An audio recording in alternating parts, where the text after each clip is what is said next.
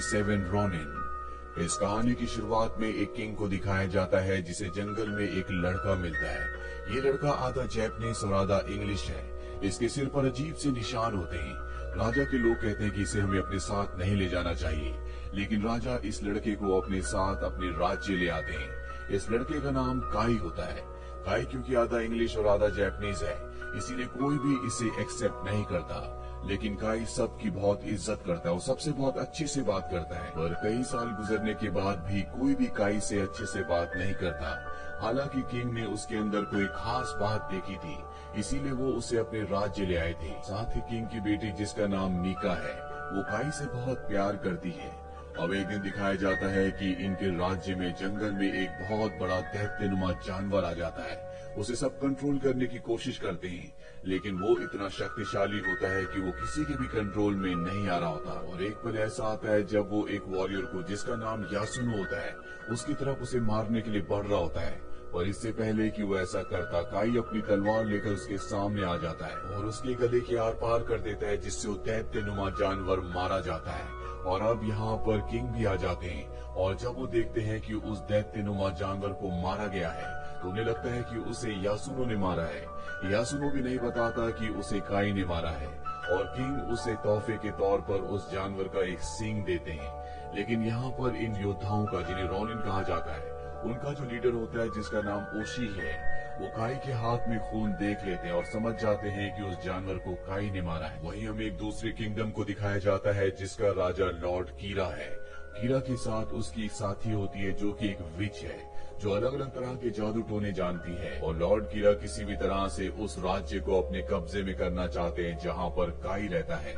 वो बहुत वक्त से इसकी प्लानिंग कर रहे होते हैं। उनके साथ जो विच होती है वो लॉर्ड कीरा से कहती है कि हमें इस बार फेस्टिवल में जाना चाहिए, वहाँ पर हर एक राज्य के योद्धा आएंगे।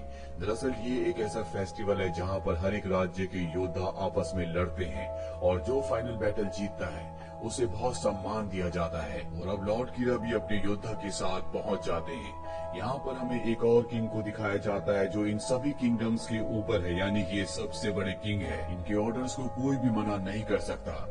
लॉर्ड कीरा का योद्धा बैटल फील्ड में आता है जो कि बहुत ही विशाल, बहुत ही खतरनाक दिख रहा होता है और इससे किंग के योद्धा यासुनो को लड़ना है। और जब काई यासुनो को बुलाने के लिए जाता है तो वो देखता है कि उसकी आंखें पूरी तरह से पलट चुकी है। वो समझ जाता है कि इसके ऊपर किसी ने काला जादू किया है और अब ये उनके राज्य की इज्जत का सवाल होता है। इसीलिए योद्धा ना होने के बाद भी वो बैटल फील्ड में खुद मास्क पहनकर पहुंच जाता है और उस खतरनाक योद्धा से लड़ना शुरू कर देता है। इन दोनों के बीच में घमासान लड़ाई होती है, लेकिन काई उस योद्धा के सामने टिक नहीं पाता और लड़ते लड़ते उसका मास्क निकल जाता है। और जब सभी देखते हैं कि ये काई है, ये कोई योद्धा नहीं है, तो वहाँ पर उस बैटल को रुकवाया जाता है। और सभी राजाओं के राजा जो कि सुपर किंग है वो वहाँ पर आते हैं। वो काई को कहते हैं कि तुमने रूल्स को तोड़ा है, तुम योद्धा नहीं हो, इसीलिए तुम्हें सजाए मौत दी जाएगी। और जब काई को मारा जा रहा होता है तभी वहाँ पर किंग की बेटी मीका आ जाती है। काई की गर्दन के सामने अपनी गर्दन रख देती है क्योंकि वो काई से बहुत प्यार करती है। ये देखकर सुपर किंग कहते कि ठीक है, हम इसकी जान नहीं लेंगे, लेकिन इसे सजा मिलेगी। और इसके बाद काई को बहुत बुरी तरह से मारा जाता है। वही रात को हमें लॉर्ड कीरा को दिखाया जाता है जो विच के साथ होता है। ये दोनों एक प्लान बनाते हैं जिस प्लान के तहत विच उस कमरे में जाती है जिस कमरे में किंग सो रहे होते हैं और वो अपनी मकड़ी से उन्हें अपने वश में कर लेती है, जिसके बाद उनकी आंखें भी पूरी तरह से पलट जाती है। इससे हमें पता चलता है कि किंग के योद्धा यासुनो को इसी विच ने अपने कब्जे में किया था और अब किंग जो कि उसके कब्जे में है वो उन्हें कुछ ऐसे विजन दिखाती है जिसमें लॉर्ड कीरा उनकी बेटी मीका के साथ जबरदस्ती कर रहे हैं। वो अपनी तलवार लेकर लॉर्ड कीरा के कमरे में पहुंच जाते हैं और सोते हुए लॉर्ड कीरा को मारने वाले होते हैं कि तभी यहाँ पर बहुत सारे सैनिक आते हैं जो उन्हें पकड़ लेते हैं। और ऋषि जो कि रोनिन के लीडर होते हैं और देखते हैं कि किंग की आंखें पूरी तरह से बदली हुई है, वो समझ जाते हैं कि उन्हें अपने वश में किया गया है। यहाँ पर सुपर किंग भी आ जाते हैं, जिसके बाद वो किंग को कहते हैं कि तुमने अपने राज्य में बुलाकर लॉर्ड कीरा के ऊपर हमला किया, ये बिल्कुल भी सही नहीं है, तुम्हें ऐसा नहीं करना चाहिए था। भले तुम एक किंग हो, लेकिन हर किसी के साथ हम इंसाफ करते हैं, तुम्हें हम मौका देते हैं कि तुम अपनी जान खुद दो। दरअसल इस तरह से अपनी जान लेना यहाँ पर एक सम्मान की बात समझी जाती है। और अब क्योंकि उनके पास कोई भी अपनी बेगुनाही का सबूत नहीं होता, इसीलिए तय करते हैं कि वो अपनी जान खुद लेंगे और अगली सुबह सबके सामने वो अपनी जान ले लेते हैं। इससे उन्हें एक सम्मान की मौत मिलती है। लेकिन उनकी बेटी मीका अपने पिता की मृत्यु से पूरी तरह से टूट जाती है। सुपर किंग यहाँ पर यह भी ऐलान करते हैं कि अब इस राज्य का जो नया राजा होगा वो लॉर्ड कीरा है, उसी के अंडर ये पूरा राज्य रहेगा। और मीका को 1 साल देते हैं ताकि वो अपने पिता की मौत का गम शोक मना सके, और उसके बाद उसे लॉर्ड कीरा से शादी करनी पड़ेगी। लॉर्ड कीरा का जो प्लान था वो पूरी तरह से कामयाब हो चुका था। अब ये पूरा का पूरा राज्य उसके कब्जे में होता है। इसीलिए सुपर किंग के जाने के बाद लॉर्ड कीरा यहाँ पर किंग के जितने भी खास आदमी होते हैं, जिसमें ओइशी भी होते हैं जो कि रोनिन के लीडर्स हैं, उन सबको बंदी बना दिया जाता है। साथ ही काई को एक आइलैंड में भेज दिया जाता है। और अब 1 साल बीत जाता और 1 साल बाद दिखाया जाता है कि ओइशी की सजा खत्म हो चुकी है। उन्हें उस कारागार से निकाला जाता है, जिसके बाद ओइशी का बेटा उन्हें अपने घर ले आता है। लेकिन अब ओइशी किसी भी कीमत पर लॉर्ड कीरा से अपना बदला लेना चाहते हैं। वो अपने राज्य को आजाद करवाना चाहते हैं। इसीलिए वो अपने बेटे से पूछते हैं कि हमारे बाकी साथी, हमारे योद्धा कहाँ पर हैं? उनका बेटा कहता है कि वो सब के सब जंगलों में छुप कर रहते हैं। ओइशी कहते हैं कि तुम उन सबको जाओ और बताओ कि उनके लीडर ओइशी ने उन सबको बुलाया है। उनका बेटा संदेश लेकर जंगल में चला जाता है और खुद वो उस आइलैंड पर आ जाते हैं जिस आइलैंड में काई को भेजा गया था। दरअसल ये बहुत ही खतरनाक आइलैंड होता है। यहाँ पर किसी के अंदर इंसानियत नहीं होती। और वो एक जगह जाते हैं जहाँ पर एक बहुत बड़ा जाइंट एक आदमी से लड़ रहा होता है, लेकिन वो आदमी उस जाइंट को मार देता है। और ये आदमी और कोई नहीं बल्कि काई होता है। के बाद वो खुद काई से लड़ने के लिए जाते हैं। वो देखते हैं कि काई की याददाश्त खत्म हो चुकी है, वो उन्हें नहीं पहचानता। इसीलिए वो उनके ऊपर सच में हमला कर रहा होता है।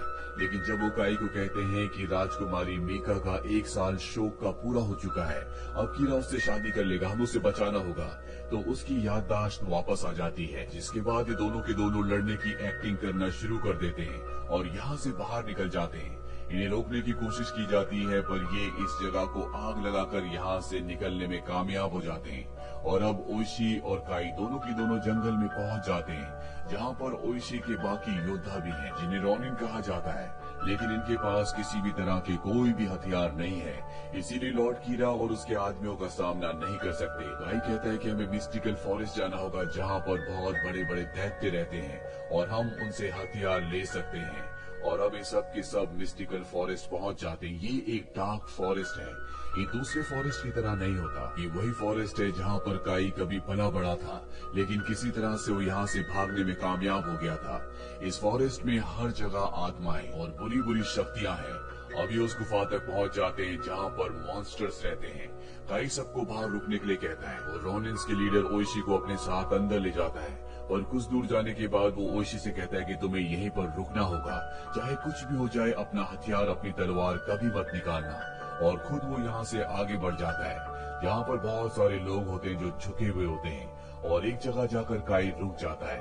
तभी उसके सामने एक आदमी आता है जो कि बहुत ही भयानक होता है। वो काई से कहता है कि तुम वापस आ गए, मुझे पता था कि एक दिन तुम वापस जरूर आओगे। इसकी बातों से हमें पता चलता है कि काई को बचपन में इसी ने पाला था।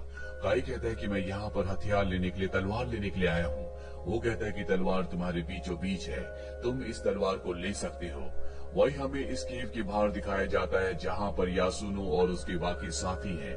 उन्हें लगता है कि बहुत देर से वो लोग बाहर नहीं आए, इसीलिए वो अपने साथियों के साथ अंदर चला जाता है जहाँ पर ओइशी होते हैं। ओइशी उनसे कहते हैं कि तुम यहाँ पर क्यों आए। वो देखते हैं कि वहाँ पर बहुत सारे झुके हुए लोग हैं जो अब हिलना शुरू हो गए हैं। और ये देखकर यासुनो अपनी तलवार निकाल लेता है, और जैसे वो अपनी तलवार निकालता है सब के सब उठ जाते हैं और अपनी मायावी शक्ति से उनके ऊपर हमला कर देते हैं। यासुनो और उनके साथी उनका मुकाबला करते हैं। ओइशी के कान में बार बार एक आवाज गूंज रही होती है जो उन्हें कहती है कि अपनी तलवार निकालो और अपने साथियों को बचाओ। वो दुविधा में फंस जाते हैं कि उन्हें अपनी तलवार निकालनी चाहिए कि नहीं। वही काई को अंदर दिखाया जाता है जो उस अजीब से आदमी के सामने खड़ा होता है। उनके बीचों बीच तलवार होती है, और अब जो भी पहले तलवार तक पहुंचेगा तलवार उसकी हो जाएगी। लेकिन काई के अंदर भी वो सारी शक्तियां हैं जो उसके अंदर है, इसीलिए काई उससे भी स्पीड से तलवार तक पहुंचकर तलवार को उठा लेता है। और जैसे वो तलवार को उठाता है तो ओइशी को दिखाया जाता है जिन्होंने अपनी तलवार नहीं निकाली होती। वहाँ पर सब कुछ सामान्य हो जाता है। दरअसल यहाँ पर उनके आदमी कभी आए नहीं थे, सिर्फ उन्हें विजन्स दिखाए जा रहे थे, और अगर वो अपनी तलवार निकाल लेते तो सबको मार दिया जाता। लेकिन इन्होंने इम्तिहान को पास कर लिया है, इसीलिए इन्हें इन सब के हथियार मिल जाते हैं। इनके पास 47 तलवारें हैं, साथ ही ये टोटल 47 योद्धा होते हैं जो सब के सब रोनिन्स हैं। और अब ये किसी भी तरह से लॉर्ड कीरा से बदला लेना चाहते हैं और राज्य के अंदर जाने से पहले सब के सब एक पेपर पर अपने अपने साइन करते हैं ताकि इतिहास में पता लग सके कि इन्होंने ऐसा क्यों किया था। वहीं आज लॉर्ड कीरा और प्रिंसेस मीका की शादी भी होती है और ये किसी भी कीमत पर इस शादी को नहीं होने देना चाहते, इसीलिए सब के सब व्यापारियों का भेष बनाकर राज्य के अंदर एंटर हो जाते हैं और उस महल के चारों तरफ फैल जाते हैं। वहीं इनके लीडर ओइशी को दिखाया जाता है जो लॉर्ड कीरा के सामने एक प्रोग्राम को, एक नाटक को प्रस्तुत कर रहे होते हैं, जहां पर प्रिंसेस मीका के साथ साथ उन सब के खास आदमी भी होते हैं। लेकिन ओइशी ने मास्क पहना होता है, इसीलिए कोई उन्हें पहचान नहीं सकता। और ठीक इसी वक्त उनके जो बाकी 46 रॉनिन होते हैं वो लॉर्ड कीरा के कई लोगों को मार देते हैं और जब ऐसा हो रहा होता है तभी कोई तीर चलाकर ओइशी को जख्मी कर देता है, जिससे उनका मास्क उतर जाता है और कीरा पहचान जाता है कि ये ओइशी है। दरअसल 1 साल बाद उसने ओइशी को इसलिए छोड़ा था क्योंकि उसे लगता था कि वो बहुत कमजोर हो चुका है और वो उसका कुछ नहीं कर सकता।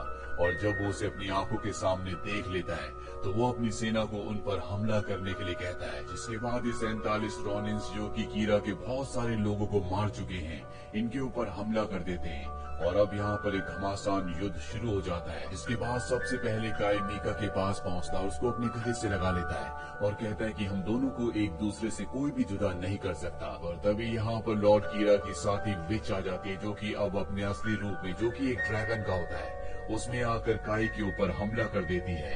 काई बहुत ही अच्छा तलवारबाज है, साथ ही उसके पास वो मैजिकल तलवार भी है जिससे वो उस ड्रैगन का सामना करता है। उस डार्क जंगल में जो उसने बचपन में ट्रेनिंग ली थी, उसकी मदद से वो उस ड्रैगन को, विच को मार देता है।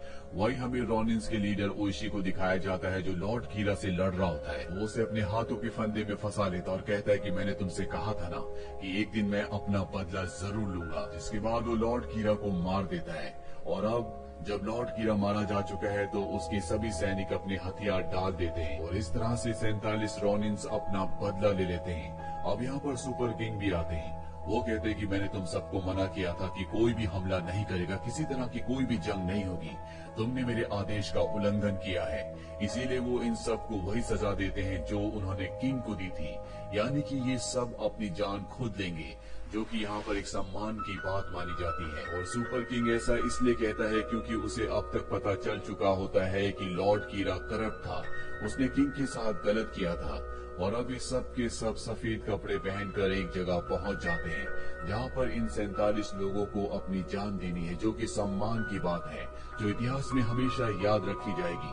पर इससे पहले कि ऐसा करते, सुपर किंग ओइशी के बेटे को, जो उन 47 रॉनिन्स में से एक होता, उसे वहां से उठा देते हैं और कहते हैं मैं चाहता हूं कि ओइशी का कोई न कोई वारिस इस दुनिया में जिंदा रहे। और इसके बाद ये 46 रॉनिन्स अपनी जान लेकर एक सम्मान की मौत मरते हैं, जो देखकर प्रिंसेस मीका की आंखों में आंसू आ जाते हैं। ये घटना एक सच्ची घटना तो नहीं है, लेकिन इसी तरह की एक घटना 18th सेंचुरी में हुई थी, जिसके ऊपर इस फिल्म को बनाया गया है।